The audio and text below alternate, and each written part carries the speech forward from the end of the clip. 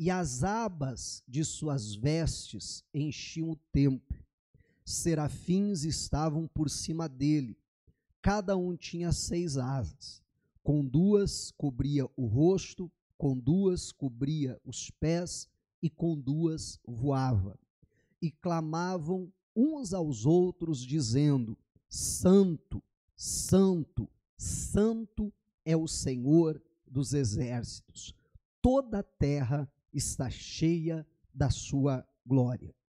Os umbrais das portas se moveram com a voz do que clamava, e o templo se encheu de fumaça. Então eu disse: ai de mim, estou perdido, porque sou homem de lábios impuros e habito no meio de um povo de lábios impuros, e os meus olhos viram o Rei, o Senhor dos exércitos.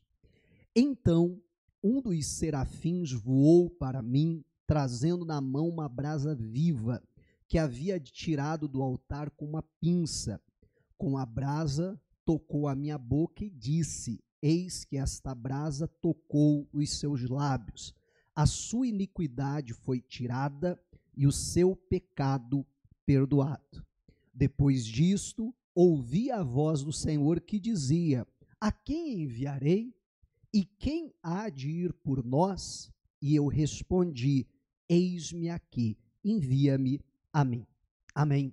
Meu irmão, essa passagem bíblica aqui, ela é muito interessante, pois ela demonstra a glória de Deus. O Isaías, ele tem um encontro com o Senhor, né, aquilo que a gente poderia dizer que, né, uma visão, ou quem sabe até um sentido até de um arrebatamento de espírito, onde ele, né, contemplou ali uma cena nos céus. E entenda que não era simplesmente uma cena ali criada para se apresentar diante dele, não, mas era aquilo que acontece continuamente nos céus. Sempre está o tempo todo os anjos de Deus louvando o Senhor assim. E ele então, diante daquilo que a gente poderia classificar, né, eu vou chamar de uma visão ali que é uma revelação então da glória de Deus. E a forma que eu e você precisamos entender e reconhecer a Deus dessa forma. A visão, então, né, fala de Deus sentado num alto, num sublime trono, fala da glória dele que enchia todo aquele lugar, os anjos que voavam, então, acima dele, adorando a ele. E diante de toda essa majestade, diante de toda essa glória de Deus, entenda que a questão que é destacada aqui é a respeito da santidade do Senhor. A Bíblia vai dizer de muitos atributos de Deus.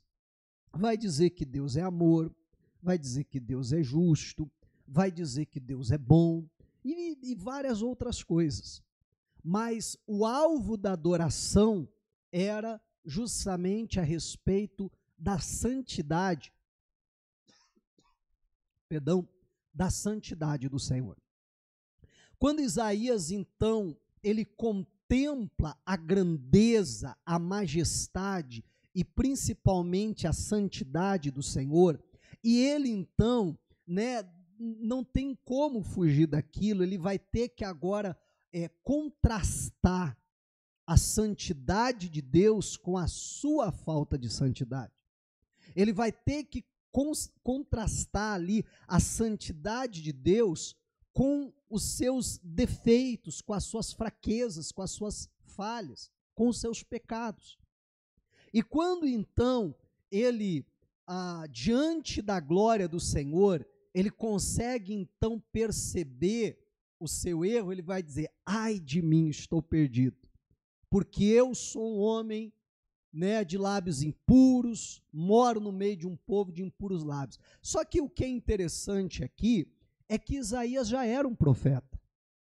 Nós não estamos falando de um homem pecador que está tendo um encontro com Deus pela primeira vez.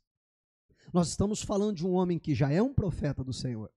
Nós estamos falando de um homem que teme a Deus, que serve a Deus. a um homem que anda na presença de Deus. Você está entendendo? Mas, diante daquela revelação da glória, da santidade do Senhor, não tem como ele fazer outra coisa senão, né, o termo que eu usava, contrastar ali com a sua falta de santidade. É interessante que nos capítulos anteriores a gente vê Isaías já profetizando e sendo um tanto quanto duro nas suas profecias. E era muito comum ele dizer: ai de vocês isso, ai de vocês aquilo. Ele chega a dizer: o boi, o jumento conhece o seu dono, mas Israel não conhece o Senhor. E está descendo a madeira do povo. Amém? Só que quando ele tem esse encontro com Deus, ele contempla a santidade do Senhor, aí ele vai dizer: ai de mim. Antes era: ai de vós, ai de vocês. Mas agora ele vai dizer: ai de mim. Ele vai dizer mais: eu sou um homem de lábios impuros, e eu habito no meio de um povo de impuros lábios. Como eu brinco de vez em quando, o que ele está falando, né? Está dizendo assim: eu sou farinha do mesmo saco. Eu não sou melhor do que ninguém aqui. Eu sou tão pecador quanto qualquer outro de Israel. Mas até então, ai de vós. Mas agora, diante da santidade do Senhor, ai de mim.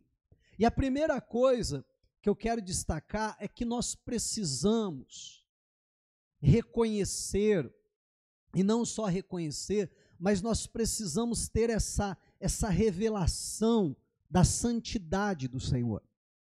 Porque enquanto isso não acontece, meu irmão, nós muitas vezes estamos nos achando muito santos, muito bons. Nos outros não, os outros são todos pecadores. Ai deles, não, mas eu estou em outro nível.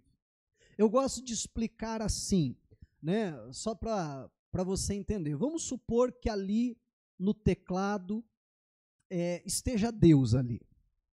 E eu estou aqui, longe. Eu não consigo ir mais longe, por causa senão a câmera não vai me pegar.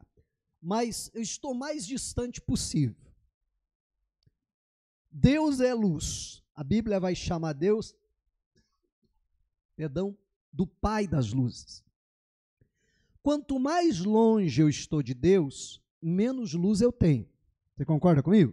Quanto mais perto eu estou de Deus, mais luz eu tenho.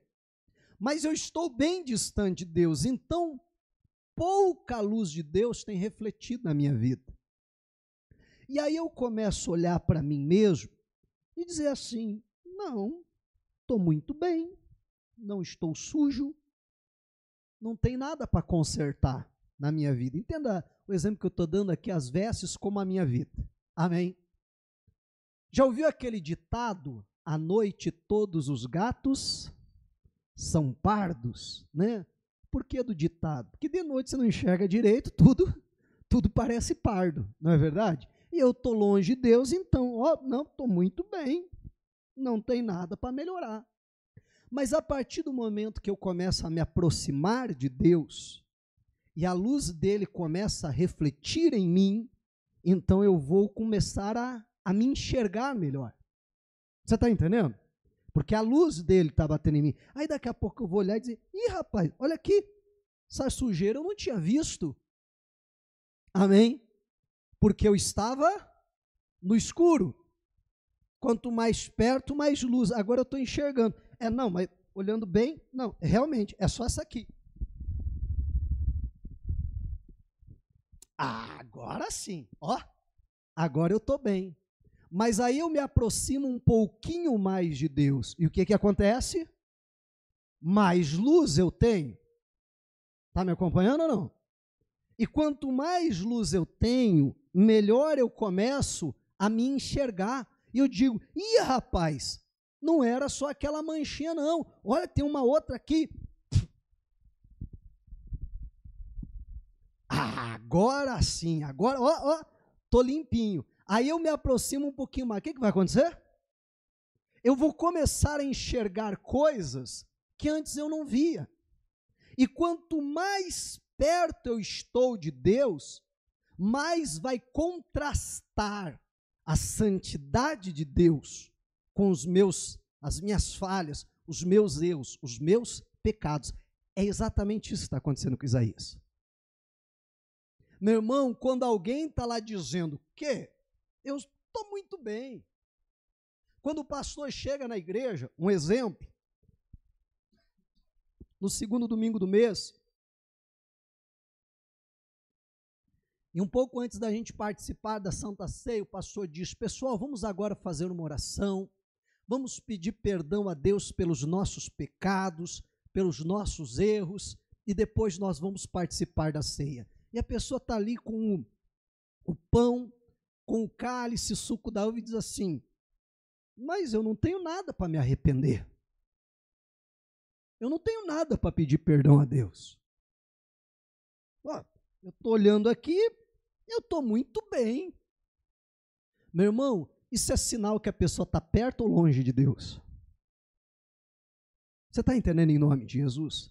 Quanto mais longe eu estou de Deus, menos eu consigo enxergar os meus defeitos, as minhas falhas, os meus pecados.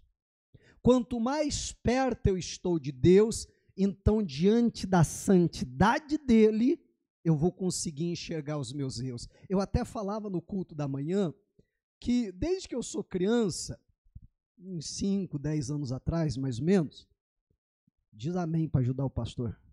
Isso, obrigado. Né? Eu ouvia falar do juízo final ou do julgamento final, e eu ficava tentando imaginar como é que vai ser. Todo mundo comparecer diante do Senhor, e eu, né, talvez por aquela influência de alguns filmes assim de julgamento, eu ficava imaginando Deus baixando um telão assim, e chamar fulano de tal. Aí o cara entra, senta lá no banquinho, e aí Deus diz: olha, as acusações que tem contra você é essa aqui. Como você se declara? E todo mundo ia dizer: não, eu tenho que ir para o céu. Não, eu me declaro inocente. E Deus começa a passar o filme. Mas olha essa vez que você fez isso, olha essa vez que você fez aquilo, olha aquela vez que você fez aquilo lá. Era como eu imaginava, com uma cabeça de criança. E aí o cara ia tentar se defender: não, Senhor, mas veja bem, olha só. E lá no final Deus ia dar um veredito. Meu irmão, mas eu acredito, hoje eu acredito completamente diferente. Eu acredito que no dia do julgamento vai ser uma das coisas mais simples que vai acontecer. Porque quando nós chegarmos diante da glória de Deus, quando nós enxergarmos a santidade do Senhor, meu irmão, nós vamos, como Isaías, começar a vomitar todos os nossos pecados. Você está entendendo? Começar a confessar tudo. Não, Deus, eu sou pecador. Você está entendendo? Não é o que aconteceu com Isaías? Olha só, o Pedro empresta o barquinho dele para Jesus. Quando termina, Jesus diz: vai ao mar alto, lança a rede para pescar. Senhor, eu pesquei a noite inteira, mas sobre a tua palavra lançarei a rede. Vai lá, lança a rede, vem como? Cheia de peixe. Faz sinal para os companheiros, tiram todos os peixes. Pedro corre até Jesus e diz assim: se afasta de mim, porque eu sou um homem pecador. Não é isso? Meu irmão, por que Pedro está se julgando, se declarando como pecador? Porque ele consegue enxergar a glória, a majestade de Jesus. Ainda que ele estando nessa terra como homem, então de uma forma ainda muito limitada do que dessa aqui, você está entendendo? Mas a reação do Pedro é a mesma reação de Isaías. Eu sou um homem pecador. Mas antes daquele encontro eles se reconheciam assim? Não, pare e pense da nossa conversão. Eu penso na minha, você pensa na sua. Antes de nós nos convertermos, nós vivíamos uma vida toda errada, afundada no pecado e nem nos dávamos por conta disso. Mas no momento que você tem aquele encontro com o Senhor, a santidade, a majestade de Deus, é aonde você consegue então reconhecer o seu pecado. Não é isso? E quantas vezes nós sentimos nojo de nós mesmos, nojo da nossa maneira de viver. Agora, o grande problema é que a maioria dos cristãos acham que essa é uma experiência única, simplesmente a experiência da conversão. Isso não pode ser assim. Amém? Porque, repito, nós estamos falando de um homem que já era convertido, já andava com o Senhor, já servia a Deus, mas diante do encontro, onde ele contempla a glória, a majestade, a santidade do Senhor, o resultado é esse. É uma transformação. Amém? Meu irmão, nós precisamos a cada dia, lembra o exemplo que eu dava? A cada dia está nos aproximando mais de Deus, e isso vai nos levar a níveis de arrependimento muito mais profundos, que por conseguinte vai nos levar então, meu irmão, a uma restauração, vai nos levar a um nível muito mais profundo em Deus. Só que quando estamos distante de Deus e ainda muito satisfeitos conosco, com nós mesmos, dizendo, não, eu estou muito bem. Porque o grande problema quando agimos assim é que nós não estamos olhando para o Senhor, nós estamos nos comparando com as pessoas à nossa volta. E aí eu digo assim, não, eu não estou muito bem, mas olhando para a turma aí do meu lado, tem gente muito pior do que eu, não é assim? E aí eu digo, não, olhando assim até que eu estou bem, até que, que eu estou tranquilo, porque tem gente aí muito pior do que eu. Então nós precisamos disso, dessa revelação do Senhor, de nos aproximar dele, que isso vai nos fazer contemplar, então, o quanto nós estamos precisando do Senhor. Amém? O quanto isso é necessário. Meu irmão, hoje eu quero falar com vocês, e porque eu não achei um título melhor, eu deixei dessa forma mesmo, tá? E o próprio título aqui já vai dar todo o caminho daquilo que a gente vai falar hoje. O título, quem quiser anotar, é o seguinte: reconhecimento, arrependimento e restauração. Esse é o caminho que o Senhor quer que eu e você precisamos trilhar.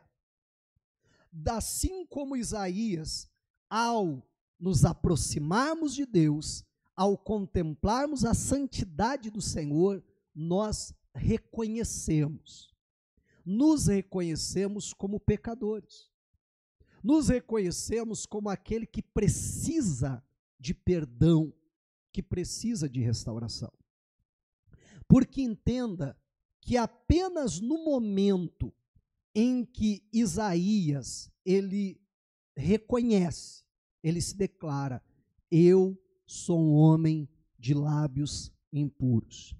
Eu habito no meio de um povo de impuros lábios. É só no momento que ele faz isso, que então, meu irmão, é dispensado a ele uma graça, recursos sobrenaturais, recursos celestiais para a sua restauração.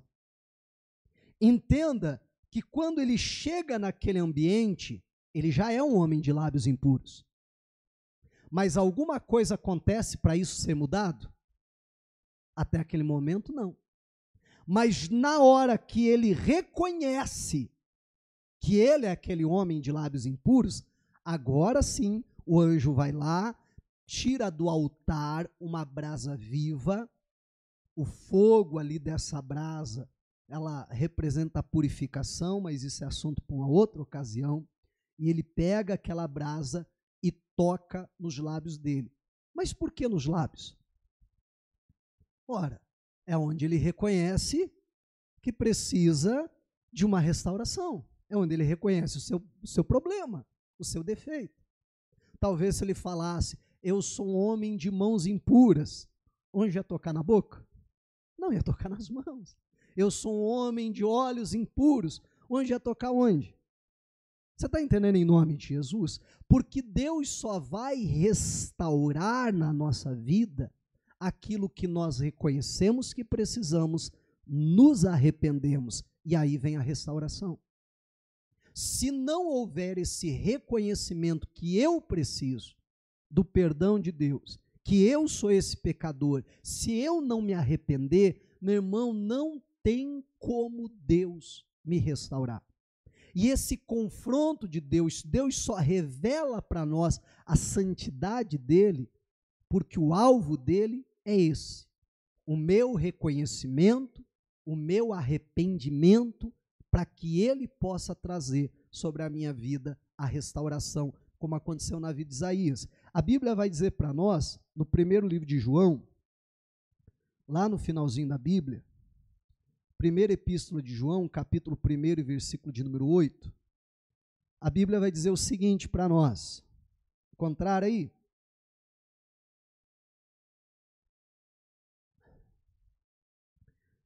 Primeira epístola de João, capítulo 1, versículo 8, diz: se dissermos que não temos pecado nenhum, a nós mesmos enganamos, e a verdade não está em nós. Lembra que eu falava há pouco? Lembra do exemplo que até que eu estava?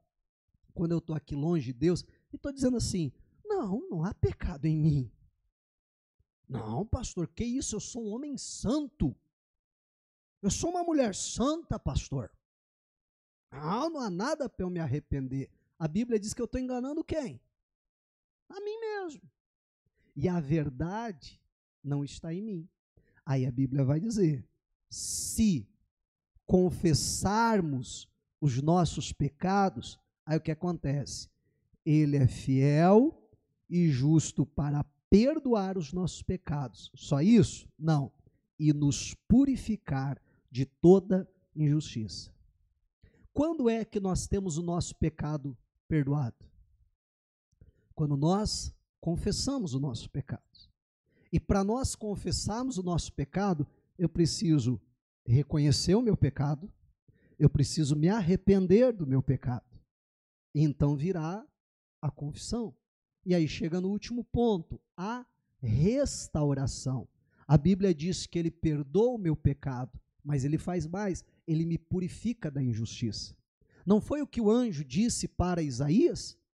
O teu pecado foi perdoado e a tua iniquidade, não lembro das palavras, mas a sua iniquidade foi tirada, alguma coisa assim. Da mesma forma, há essas duas ações, essa provisão sobrenatural de Deus. Mas para isso, precisamos reconhecer. Perceba que o versículo anterior vai dizer, se eu não reconheço que eu tenho pecado, se eu estou dizendo que eu não tenho pecado, a única coisa que eu consigo é enganar a mim mesmo. A verdade de Deus não está em mim. Mas se por outro lado eu reconheço que eu pequei, eu confesso o meu pecado, eu me arrependo, confesso o meu pecado, então agora vai haver perdão, restauração. O versículo seguinte vai voltar a mesma ideia e vai dizer, se dissermos que não cometemos pecado, fazemos dele um mentiroso e a sua palavra não está em nós. Aí o caldo engrossa. Verdade, não é?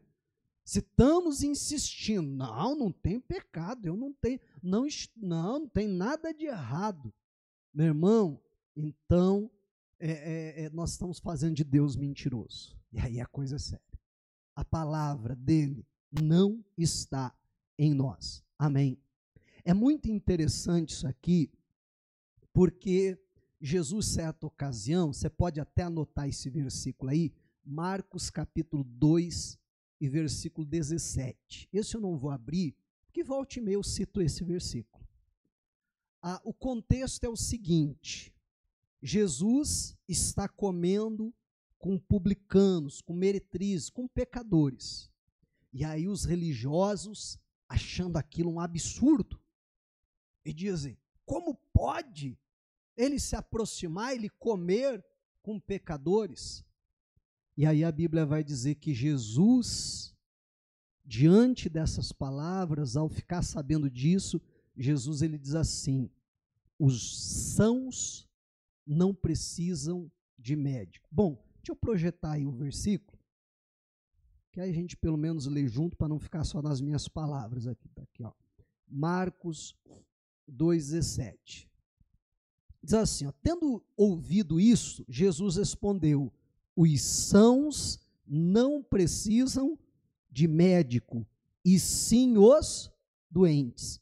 Eu não vim chamar justos, e sim pecadores. E aí você diz, mas como assim? Olha só, Jesus vai dizer, Jesus está falando isso em resposta às críticas que ele estava com gente pecadora à volta dele. E ele vai dizer, os sãos, quem está curado, não precisa de médico. Quem precisa de médico é quem? É o doente. Bom, não tem como a gente encaixar qualquer outra figura nessa parábola de Jesus, senão ele como médico. Amém? Ele é o médico. Quem são os doentes que precisam dele? Os pecadores. Também não tem como a gente encaixar outra coisa aqui. Bom, então quem seriam os sãos? Num primeiro momento, você há de concordar comigo que não teria nenhum são, porque todo mundo é pecador.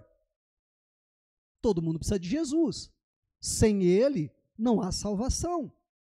Então, quem são esses da parábola de Jesus que ele vai chamar de os sãos não precisam de médico? Eles não precisam de mim. Meu irmão, os sãos aqui não é necessariamente quem não é pecador, mas os sãos são os religiosos, que estão acusando, apontando o dedo para Jesus, dizendo que absurdo, andando com pecadores. É aquelas pessoas que não conseguem reconhecer o quão doentes estão, não conseguem reconhecer o seu verdadeiro estado, mas estão lá se achando justos, santos, de Deus, que não precisam de Jesus. E não era exatamente isso que acontecia nos dias de Jesus? Os religiosos não estavam sempre criticando aquilo que Jesus fazia?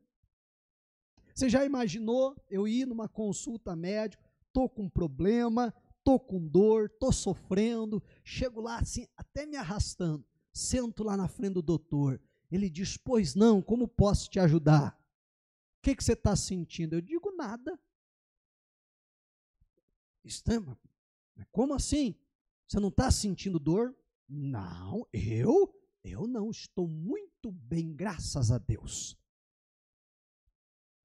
Mas qual que é o motivo de você vir aqui? Olha, na verdade, até não sei o que eu estou fazendo aqui, foi minha mulher que mandou.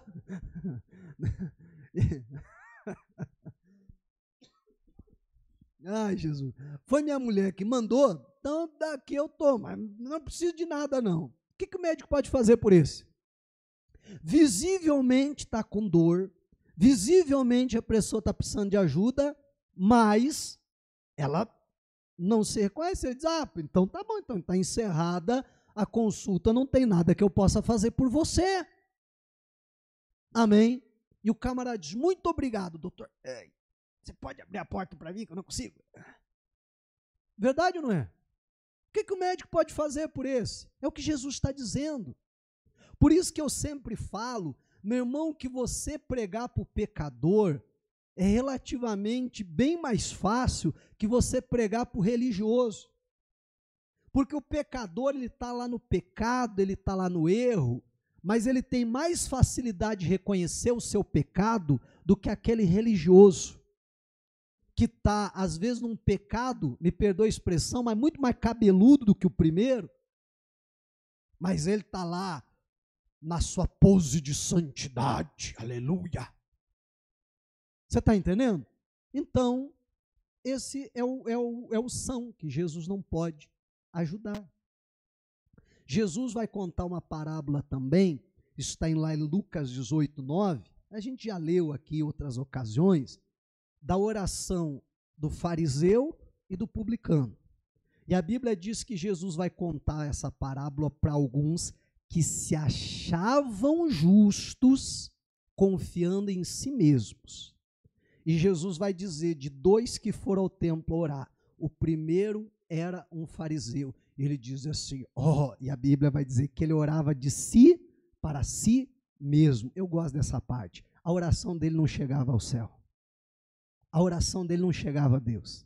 A oração dele saía dele para agradar a ele mesmo. Para massagear o seu próprio ego. E aí ele orava assim, Pai, graças te dou, pois eu não sou como os outros homens pecadores, nem mesmo como este publicano aqui do meu lado. Eu não. Eu jejuo 2 vezes na semana, eu dou o dízimo de tudo que eu tenho. Oh, glórias a mim! Ou, ao menos, glórias a ti, por o Senhor ter feito alguém tão bom assim igual eu.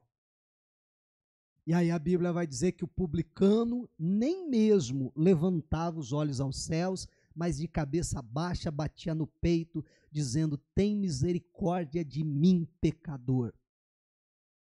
E aí Jesus vai dizer: o publicano, desceu do templo justificado, e não aquele.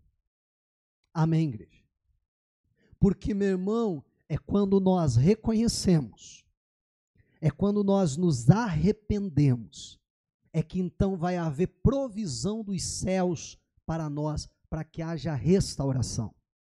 Mas se não há em nós o reconhecimento, os sãos não precisam de médico. Você está entendendo, em nome de Jesus?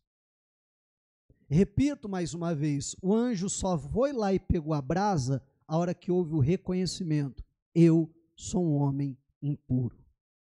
Eu habito no meio de um povo de impuro lá. Ai de mim! Aí ele diz: opa, agora que você reconheceu, se arrependeu, agora tem provisão para você. Para a gente fechar, vamos lá para Apocalipse, capítulo 3, e versículo de número 14. Apocalipse, capítulo 3, versículo 14. Interessante que foi o texto que nós vimos no domingo passado, né? E hoje retornamos a ele.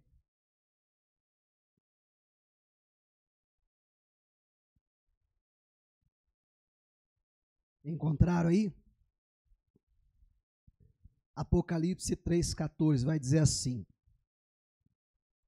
ao anjo da igreja de Laodiceia escreva: estas coisas diz o Amém, a testemunha fiel e verdadeira, o princípio da criação de Deus.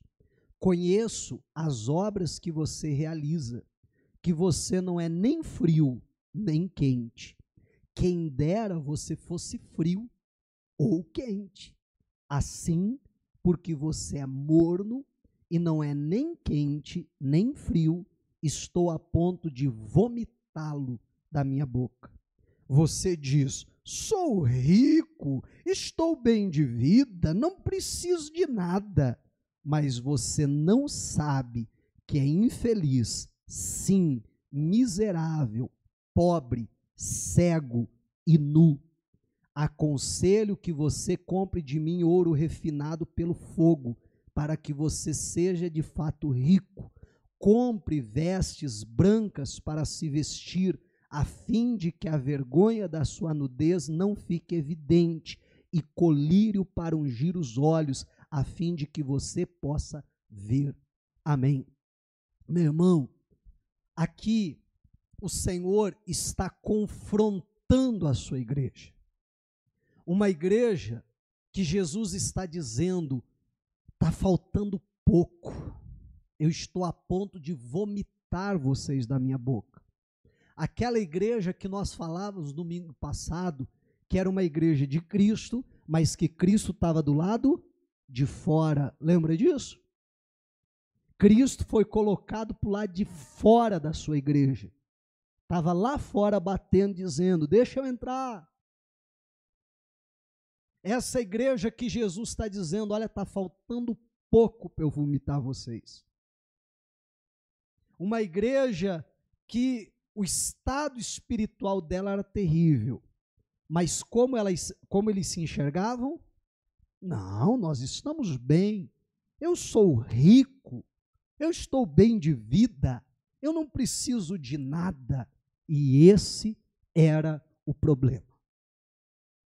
Não havia reconhecimento nessa igreja. Aí eu conto mais uma vez a história do baixista lá. Eu acho que você vai lembrar dessa história. Do irmão, tocava baixo na igreja. Eu olhava para ele, eu estava ficando incomodado com aquilo.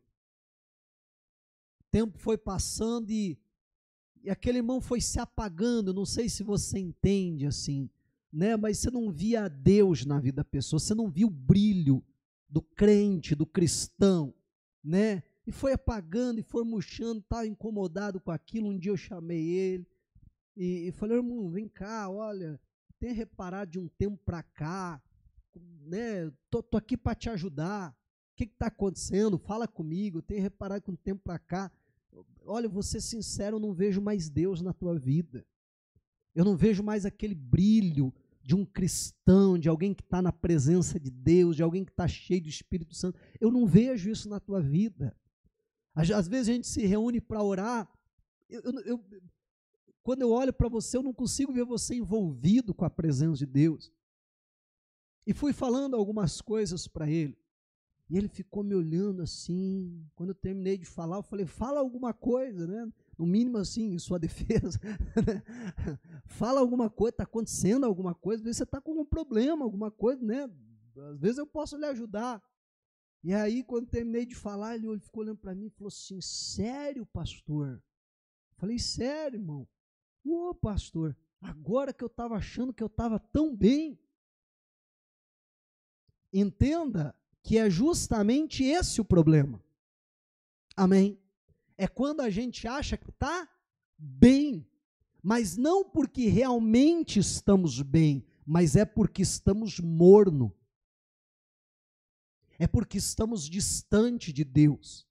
E a santidade de Deus já não contrasta mais com a nossa vida longe dele. Você está entendendo? A santidade dele já não contrasta com a nossa falta de santidade. E aí vamos nos sentindo confortáveis. Essa igreja estava muito confortável. Não, eu estou bem, tenho falta de nada, sou rico, a vida vai bem, está tudo tranquilo. E Deus vai denunciar e confrontá-los e vai dizer: vocês não sabem que são miseráveis, que são pobres, que são cegos, que estão nus. Agora Deus confronta eles, não é, meu irmão, para que eles então ficassem envergonhados. Não é para que simplesmente, né, eles ali saíssem daquele confronto, sabe, dizendo: é verdade, eu sou um pecador mesmo. Não, mas Deus confronta para que houvesse aquilo que a gente está falando até agora, o reconhecimento, que vai levar ao arrependimento, que vai dar oportunidade a Deus de restauração. Porque o Senhor começa falando com essa igreja, confrontando os pecados e os erros dela. Mas Deus não diz: não tem jeito para você. Jesus vai dizer: se arrependa, e aí você vai ser restaurado. Se arrependa, e aí vai haver recurso sobrenatural de Deus para a sua restauração. Mas para você ser restaurado, você precisa conseguir enxergar. Aí Deus vai dizer: eu aconselho que você compre ouro purificado no fogo, e aí verdadeiramente você vai ser rico. E aí, mais uma vez, aqui está a figura do fogo, falando da purificação. Ele vai dizer que você compre vestes brancas para cobrir a tua nudez. Vestes na Bíblia sempre fala da condição do homem diante de Deus. Ele diz: vocês estão nus, mas eu aconselho que você compre vestes para se vestir. E o que eu quero mais chamar a atenção é que Deus vai dizer, está até aí no finalzinho 18, e colírio para ungir os olhos, a fim que você possa ver. O problema deles era cegueira. O problema deles era que eles não estavam conseguindo enxergar a sua condição. Eram miseráveis, pobres, cegos e nus, mas não conseguiam enxergar isso. Meu irmão, será que eu e você não estamos na mesma condição? Sabe, com o peito estufado, aleluia, oh, eu sou de Deus, oh, Deus me usa, e não passamos de um religioso. Porque a característica do religioso é essa. Ele não consegue enxergar os seus pecados, os seus defeitos. Ele consegue enxergar o defeito de todo mundo, menos os seus. Amém? E não estamos conseguindo enxergar a nossa verdadeira realidade, condição.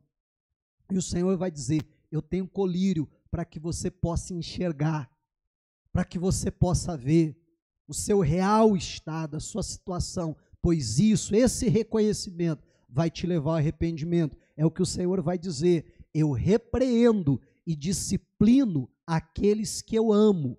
Portanto, seja zeloso e faça o quê? E arrependa-se. Olha só que está muito claro isso na Bíblia. Reconhecimento que vai levar ao arrependimento. Havendo arrependimento, Deus vai poder trazer restauração. Eis que estou à porta e bato. Se alguém ouvir a minha voz e abrir a porta, entrarei em sua casa e cearei com ele e ele comigo. Diga a glória a Deus. Meu irmão, nós não podemos ser aquele religioso que se julga melhor do que os outros, que confia na sua justiça própria, que não consegue enxergar os seus próprios erros. Nós precisamos, pelo contrário, ser como, volte e meia, eu falo dos discípulos. Jesus está reunido à mesa com os discípulos e ele diz assim: um de vocês vai me trair. O religioso já grita: eu não sou. Verdade ou não é? Pode ser qualquer um, eu não sou. Mas a Bíblia diz que os discípulos, um a um, olhou para Jesus e perguntou: por um acaso sou eu, Senhor? Porque todos reconheciam neles o potencial de ser um traidor, a capacidade de ser um traidor, não sei se você entende, ou a condição de se tornar um traidor. E um a um vai perguntar: por acaso sou eu? Por acaso sou eu, Senhor? Mas o religioso já grita logo: deve ser alguém aqui, eu aposto no Judas, mas eu não sou. Você está entendendo?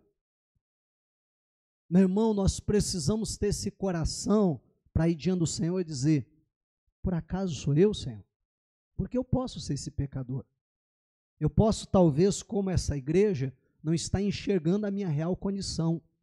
E eu quero ser confrontado pelo Senhor, porque o Senhor confronta aquele que ama, repreende aquele que ama, para que eu possa enxergar a minha real situação, para que possa haver arrependimento e assim restauração. Engraçado que nessa situação, a Bíblia diz que todos os discípulos perguntam isso a Jesus. O Pedro também vai dizer: Senhor, por acaso sou eu? Agora, em outra ocasião, Jesus vai dizer para ele: Pedro, Satanás me pediu para te cirandar como trigo, mas eu roguei por você para que a tua fé não desfaleça, mas quando te converteres, confirma os teus irmãos. Que é isso, Jesus? Não, eu estou pronto. Eu estou preparado para ir contigo para a prisão, para a morte, para o que der e vier. Não é isso? Quando Pedro não consegue reconhecer a sua real condição, é a hora que ele cai. Mas quando Pedro, ele chega para Jesus e diz: será que não sou eu o traidor, Jesus? Porque eu não quero te trair. Amém. Ele não foi o traidor.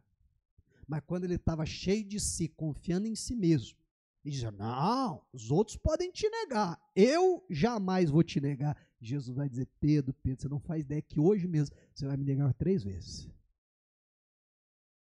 Que Deus tire toda a soberba, toda a vaidade, todo o orgulho do nosso coração e nos dê um coração quebrantado, pronto a se arrepender. Alguém já falou um dia a respeito do arrependimento, que o arrependimento é como uma cebola. Tem níveis de arrependimento. E quanto mais você se quebranta, se arrepende, você vai indo a camadas mais profundas de arrependimento. Meu irmão, entenda que não há nada na Bíblia tão transformador quanto o arrependimento. Amém. Não há nada na Bíblia tão transformador quanto o arrependimento. Mas o arrependimento só é possível quando há o reconhecimento. Mas quando a gente está lá, ai de vocês, pecadores, ele não pode tocar nos nossos lábios. Ele não pode nos restaurar. Mas quando nós estamos quebrantados diante dele, dizendo: ai de mim, Senhor, pois eu sou um homem pecador, aí ele pode nos restaurar. Amém. Diga a glória a Deus e vamos aplaudir a Jesus.